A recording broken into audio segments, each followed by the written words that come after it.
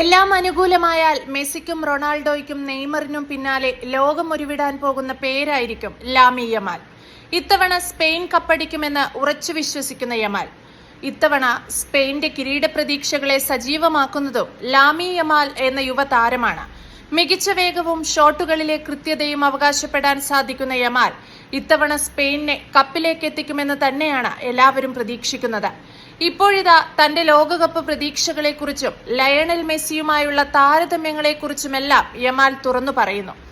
ഇത്തവണ സ്പെയിൻ കപ്പടിക്കുമെന്ന് ഉറച്ചു വിശ്വസിക്കുന്ന യമാൽ സ്പെയിനിനത് സാധിക്കാതെ പോയാൽ കപ്പ് നേടണമെന്ന് ആഗ്രഹിക്കുന്നത് അർജന്റീനയാണെന്നാണ് വെളിപ്പെടുത്തിയത്.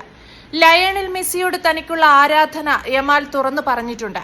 എന്നാൽ തന്നെ അടുത്ത മെസ്സി എന്ന് വിളിക്കരുതെന്നും മെസ്സിയുമായുള്ള താരതമ്യപ്പെടുത്തൽ താൻ അർഹിക്കുന്നില്ലെന്നുമാണ് യമാൽ പറയുന്നത്. തനിക്ക് ലാമി യമാലായി അറിയപ്പെടാനാണ് ആഗ്രഹമെന്നും സ്പാനിഷ് താരം പറഞ്ഞു. യൂറോ കപ്പ് ചാമ്പ്യന്മാരായ സ്പെയിൻ ഇത്തവണയും സംതുലിതമായ ടീമുമായാണ് എത്തുന്നത്. 4-3-3 ഫോർമേഷനിൽ കുറുകിയ പാസുകളോടെയുള്ള ടിക്കി ടാക്ക ശൈലിയെ പ്രശസ്തമാക്കിയ സ്പാനിഷ് നിര ഇത്തവണ തന്ത്രം മാറ്റിയാണ് ഇറങ്ങാൻ പോകുന്നത്.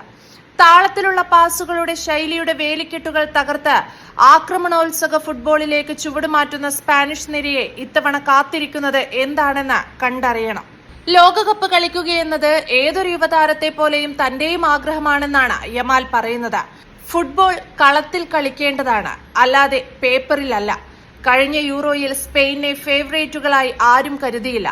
എന്നാൽ ഞങ്ങൾ കപ്പ് നേടി. ലോകകപ്പ് കളിക്കാൻ യോഗ്യത നേടിയ 48 ടീമുകളും ബഹുമാനമർഹിക്കുന്നവരാണെന്നും യമാൽ പറഞ്ഞു.